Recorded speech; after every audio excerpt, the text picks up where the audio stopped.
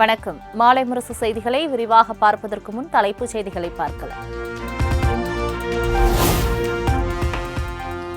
இன்னும் சற்று நேரத்தில் விண்ணில் பாய்கிறது 100வது செயற்கைக்கோளான NVS-02. ஸ்ரீஹரிகோட்டாவில் உள்ள விண்வெளி ஆய்வு மையத்திலிருந்து விண்ணில் செலுத்தப்படுகிறது.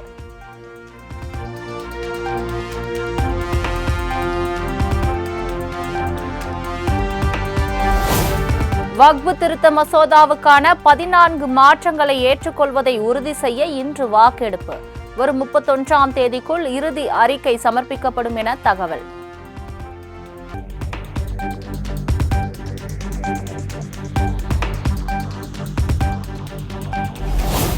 இன்று கூடுகிறது காவிரி ஒழுங்காற்று குழுவின் 111வது கூட்டம். தமிழகம், புதுச்சேரி, கர்நாடகா, கேரளா ஆகிய மாநிலங்களுக்கு அழைப்பு.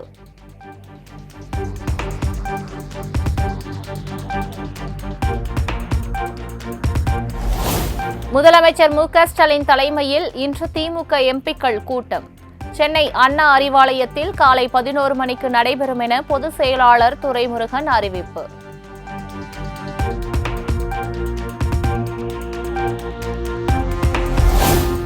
சென்னை பனையூரில் தாவேகா மாவட்ட செயலாளர்கள் நியமனம் குறித்து இன்று 2ஆம் கட்ட ஆலோசனை கூட்டம். மாவட்ட செயலாளர்கள் குறித்த 2ஆம் கட்ட பட்டியல் வெளியாக உள்ளதாக தகவல்.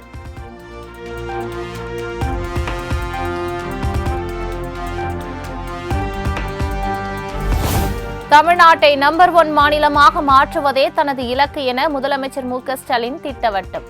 எந்தவித சமரசமும் இன்றி தமிழ்நாட்டை வளர்ப்பதுதான் தமது வாழ்க்கை பயணம் எனவும் பேச்சு. நம்பர் 1 முதலமைச்சர் என்பதை விட நம்பர் 1 தமிழ்நாடு என்பதுதான் என்னுடைய இலக்கு. அதுக்காகத்தான் இந்தியாவே திரும்பி பார்க்கிற திட்டங்களை செய்கிறோம்.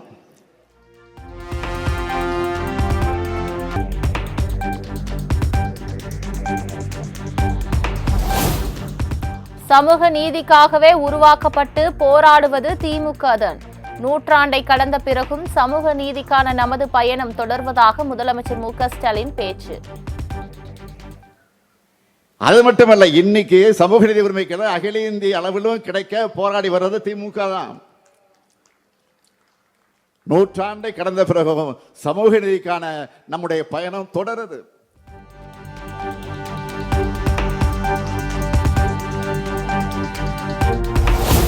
சென்னையில் சீர்வரிசையுடன் எடப்பாடி பழனிசாமியை நேரில் சந்தித்து அரிட்டாப்பட்டி போராட்ட குழுவினர் நன்றி. டங்ஸ்டன் சுரங்க திட்டம் ரத்து செய்யப்பட்டதற்கான பாராட்டு விழாவில் பங்கேற்க அழைப்பு.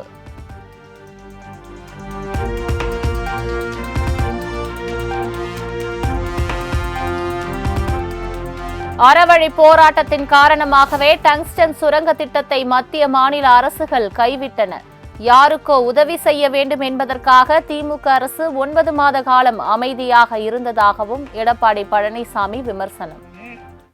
9 மாத காலத்தில் உங்களுடைய உணர்வுகளை மத்திய அரசுக்கு தெரிவிக்கப்பட்டிருந்தால் இந்த பிரச்சனையும் வந்திருக்காது.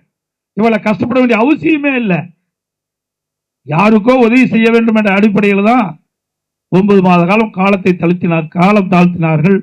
ஆனால் நீங்கள் கொதித்து எழுந்த காரணத்தினாலே வேறு வழி இல்லாம தனி தீர்மானத்தை கொண்டாங்க.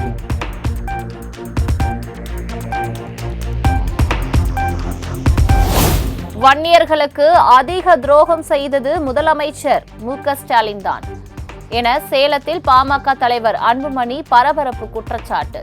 வன்னியர்களை வெறும் ஓட்டு வங்கியாக மட்டுமே ஸ்டாலின் பார்ப்பதாக கடும் சாடல். தமிழ்நாடு வரலாற்றில் வன்னியர்களுக்கு துரோகம் செய்த, இன்னும் சொல்ல போனா வன்னியர்களுக்கு அதிக துரோகம் செய்த முதலமைச்சர் யார் என்று சொன்னால் வரலாற்றிலே அது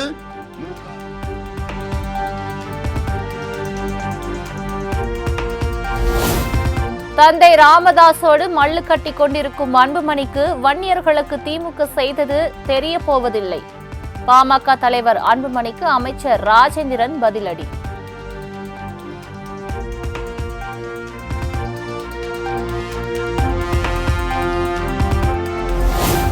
தமிழகத்தில் ஒரு தலித் முதலமைச்சர் ஆக வேண்டும் என ஆளுநர் பேசியது தலித்களை அபகரிக்கும் சூழ்ச்சி. தலித்கள் பற்றி கரிசனமாக பேசுவது வலதுசாரிகளின் அரசியல் நாடகம் என திருமாவளவன் கண்டனம். ஆளுநருக்கு தெரிவித்துக் கொள்ள நான் கடமைப்பட்டிருக்கிறேன்.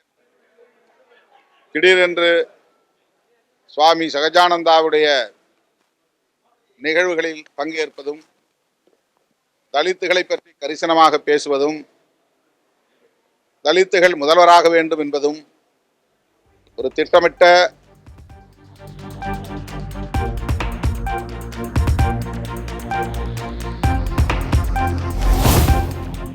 பெரியாரை கொச்சைப்படுத்தும் சீமான் போலி தமிழ் தேசியவாதி என திருமாவளவன் குற்றச்சாட்டு. தமிழ் தேசியம் பேசிக்கொண்டு தமிழர்களுக்கு எதிராக செயல்படுகிறார் எனவும் காட்டும். வீழ்த்த முயற்சித்தார்கள், முடியவில்லை. அவர்கள் தொடர்ந்து அந்த முயற்சியில் ஈடுபட்டு வருகிறார்கள். அதே வேளையை இவர் செய்கிறார் என்றால் இவர் பாஜகவின் கொள்கை பரப்பு செயலாளரா என்ற கேள்வி எழுகிறது. அவர் செய்யும் அரசியல் அதிர்ச்சி அளிக்கிறது. யாருக்கு துணை போகிறார்?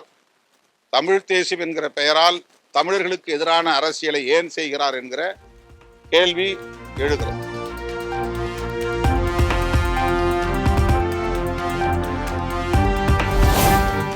நாட்டையும் மக்களையும் சுரண்டிய திராவிடர்களுக்கு பேராபத்தான அரசியலை முன்னெடுக்கிறேன். திருட்டு திராவிடர்களுக்கு எனது அரசியல் ஆபத்தானது என திருமாவளவனுக்கு சீமான் பதிலடி. திராவிட தேர்தல்களுக்கான பேராபத்தான அரசியலை முன்னெடுக்கிறேன் என்பதில் என் தலைவனிலும் என் அண்ணன் பழனிபாபா மேலும் உறுதியிட்டு சொல்கிறேன். பழனிபாபா அவர்களை நினைவு தினத்திலே ஏற்கிறேன்.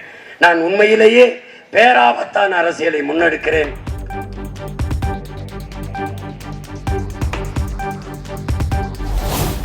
நாம் தமிழர் இயக்கம் ஒன்று ஓம் தமிழர் இயக்கமாக மாறிவிட்டது. விசிக துணை பொதுச் செயலாளர் வன்னியரசு விமர்சனம்.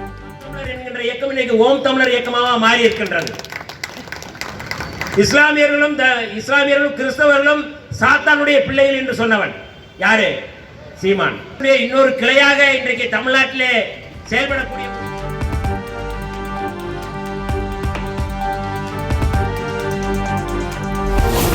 தமிழ்நாட்டின் அடிப்படை பிரச்சனைகளை பேசாமல் மடைமாற்றி வருகிறார் சீமான். பெரியார் சிலையை உடைக்க நினைத்தால் எதிர்வினைகள் மிக மோசமானதாக இருக்கும் என மே 17 இயக்க ஒருங்கிணைப்பாளர் திருமுருகன் காந்தி ஆவேசம். மோடி அரசினுடைய கொள்கைகளால் பாஜக கொள்கையினால் வந்தது. இப்போ அது விவாதத்துக்கு வராம மடைமாத்துகின்ற வேலையை செய்வது சீமானுடைய வேலையாக இருக்கிறது. சீமான் அவர்கள் தயாராகவே இல்லை. ஆனால் இந்த ஜிஎஸ்டி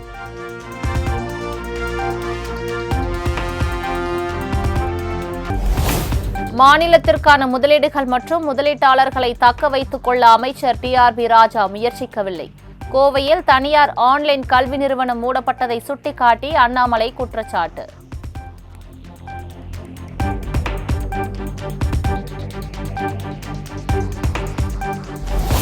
யுஜிசி வெளியிட்ட புதிய வரைவு அறிக்கையை திரும்ப பெற வேண்டும் என உயர்கல்வித்துறை அமைச்சர் கோவி செழியன் வலியுறுத்தல்.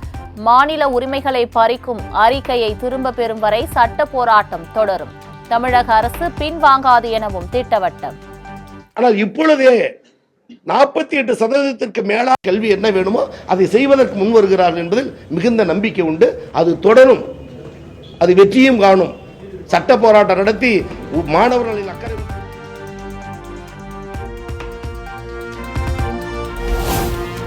ஆளுநர் ஆர்.என். ரவி தனது எல்லையை தாண்டி தேசிய கல்விக் கொள்கை குறித்து பேசுவதாக அமைச்சர் கோவி செழியன் கண்டனம். மத்திய அரசின் ஏஜென்டாக செயல்படுகிறார் எனவும் விமர்சனம்.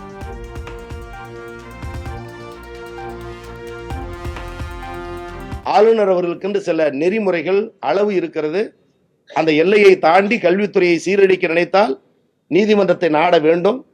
அப்படி நாடுகிற பொழுது அது நாடி சில செய்திகளை உச்சநீதிமன்றம் வழிவகுத்து விட்டால் ஆளுநர் பொறுப்புக்கு அழகல்ல என்ற வார்த்தையை சொல்லியிருந்தும் தொடர்ந்து அவர் சொல்லிய காரணத்தால் இன்றைக்கு உச்சநீதிமன்றத்தில் அதற்கு வழக்கு நிலுவையிலும் இருக்கிறது.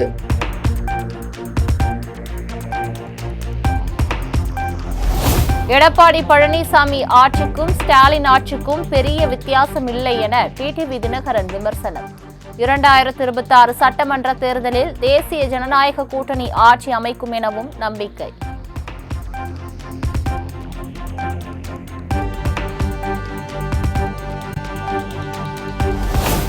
மத்திய உள்துறை அமைச்சர் அமித்ஷா வரும் 31ஆம் தேதி சென்னை வரவுள்ளதாக தகவல். முன்னாள் குடியரசு துணைத் தலைவர் வெங்கையா நாயுடு இல்ல திருமண விழாவில் பங்கேற்கிறார்.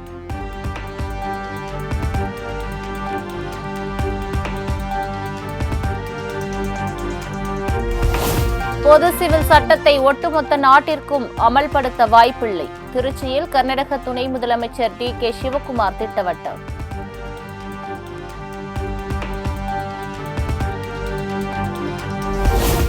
பெண்களுக்கு எதிரான குற்ற செயல்களை தடுக்க கொண்டு வந்த திருத்த சட்டம் அமலுக்கு வந்தது.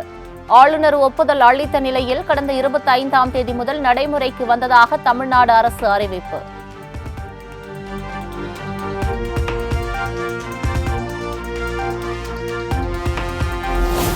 பெண்களுக்கு எதிரான குற்றங்களில் முதல் தண்டனையாக 5 ஆண்டு சிறை, 1 லட்சம் ரூபாய் அபராதம் விதிக்கப்படும். இரண்டாவது அல்லது தொடர்ச்சியாக குற்றத்தில் ஈடுபட்டால் 10 ஆண்டுகள் சிறை, 10 லட்சம் ரூபாய் அபராதம்.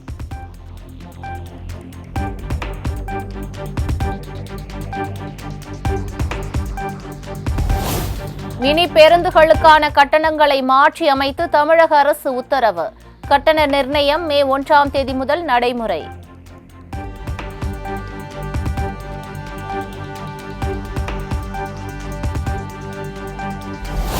வேங்கை வயல் விவகாரத்தில் வழக்கின் விரிவான அறிக்கையை உயர்நீதிமன்ற மதுரை கிளையில் தாக்கல் செய்த தமிழக அரசு. அறிவியல் பூர்வமான சோதனைக்கு பிறகே குற்றப்பத்திரிகை தாக்கல் செய்யப்பட்டதாக விளக்கம்.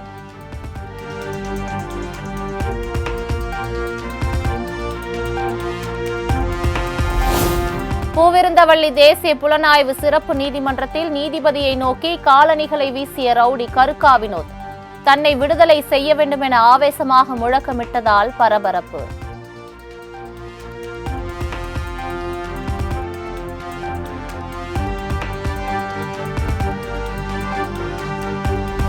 ராணிப்பேட்டை அருகே தகராறில் 2 மீது பெட்ரோல் ஊற்றி தீ வைத்த சம்பவம். 5 பேரை குண்டர் சட்டத்தில் கைது செய்ய மாவட்ட ஆட்சியர் சந்திரகலா உத்தரவு.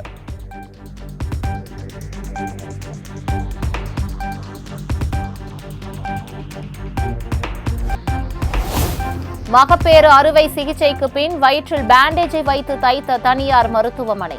பாதிக்கப்பட்ட பெண்ணுக்கு 13 லட்சம் ரூபாய் இழப்பீடு வழங்க சென்னை நுகர்வோர் நீதிமன்றம் உத்தரவு.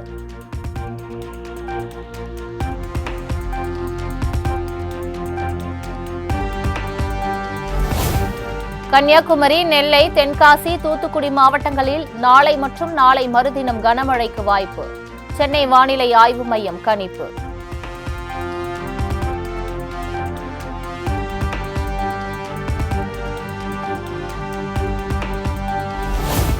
காரைக்கால் மீனவர்கள் 13 பேர் மீது இலங்கை கடற்படை துப்பாக்கி சூடு நடத்தி கைது.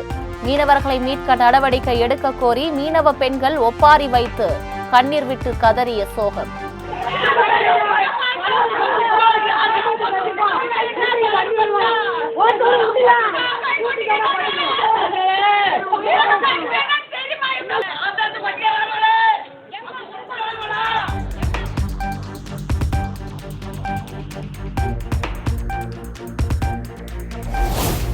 எல்லை தாண்டி மீன் பிடித்ததாக கைது செய்யப்பட்ட காரைக்கால் மீனவர்கள் 13 பேருக்கு பிப்ரவரி 10ஆம் தேதி வரை சிறை.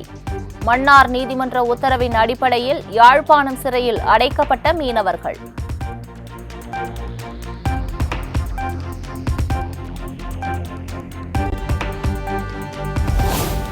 இலங்கை கடற்படையினரால் சிறைபிடிக்கப்பட்ட காரைக்கால் மீனவர்களை விடுதலை செய்ய நடவடிக்கை எடுக்க வேண்டும். புதுச்சேரி முதலமைச்சர் ரங்கசாமியிடம் மீனவர்களின் உறவினர்கள் கண்ணீர் மல்க கோரிக்கை.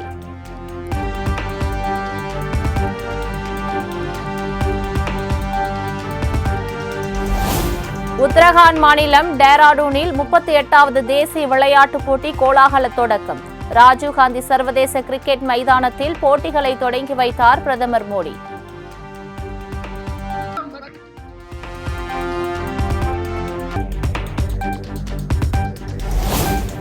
உத்தரகாண்ட் தேசிய விளையாட்டுப் போட்டி தொடக்க விழாவில் முதலமைச்சர் புஷ்கர் சிங் தாமி உள்ளிட்டோர் பங்கேற்பு. வீரர் வீராங்கனைகளின் அணிவகுப்பு மற்றும் கலை நிகழ்ச்சிகளை உற்சாகத்துடன் கண்டு ரசித்த பார்வையாளர்கள்.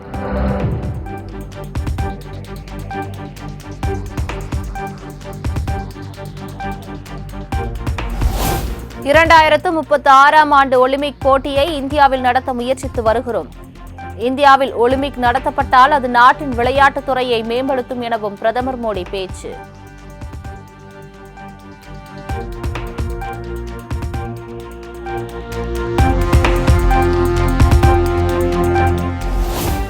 குடியரசு தின கொண்டாட்டத்தில் பங்கேற்ற ராணுவத்தின் பல்வேறு பிரிவுகள் பாசறை திரும்பும் மெல்லிசை நிகழ்ச்சி. டெல்லியில் இன்று நடைபெறும் நிகழ்ச்சியில் குடியரசுத் தலைவர் திரௌபதி முர்மு பங்கேற்க உள்ளதாக தகவல்.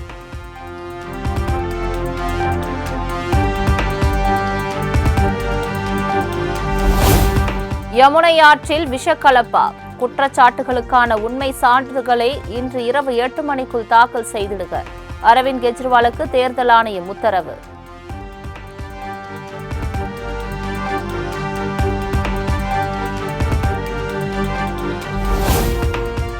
தூய்மையான அரசியல் செய்வதாக கூறும் கெஜ்ரிவால் ஆட்சியில் மதுபான கொள்கை முறைகேடு அரங்கேறியதாக ராகுல் புகார். பிரதமர் மோடி என்றால் கெஜ்ரிவாலுக்கு பயம் என்றும் விமர்சனம்.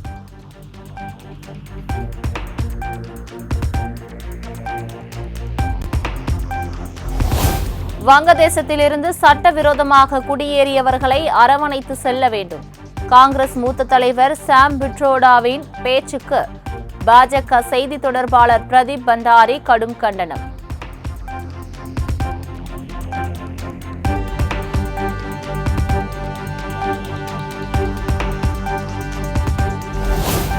உத்தரப்பிரதேசத்தில் நடைபெற்று வரும் மகா கும்பமேளாவில் மௌனி அமாவாசையை முன்னிட்டு புனித நீராடிய பக்தர்கள். லட்சக்கணக்கான மக்கள் குவிந்து வரும் நிலையில் இன்று மட்டும் 10 கோடி பேர் வருவார்கள் என எதிர்பார்ப்பு.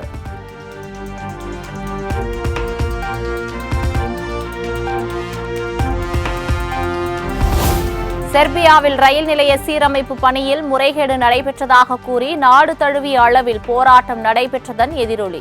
பிரதமர் பதவியை ராஜினாமா செய்வதாக அறிவித்தார் மிலோஸ் வுசெவிக்.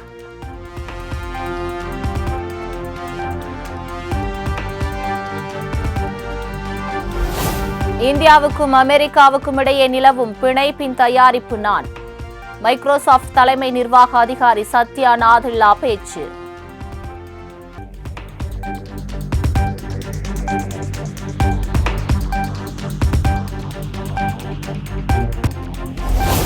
இந்தியாவுக்கு எதிரான 3வது T20 கிரிக்கெட் போட்டியில் இங்கிலாந்து அணி வெற்றி. 26 ரன்கள் வித்தியாசத்தில் இந்திய அணியை வீழ்த்தி முதல் வெற்றியை பதிவு செய்தது.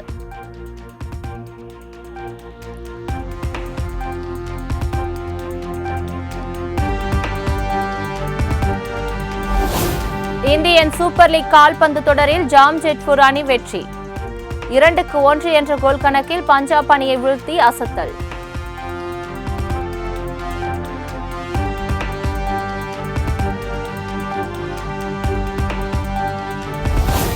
விஜய் ஆண்டனி நடிக்கும் விஜய் ஆண்டனி 25 திரைப்படத்தின் டைட்டில் இன்று வெளியீடு. காலை 11 மணிக்கு வெளியாகும் என படக்குழு அறிவிப்பு.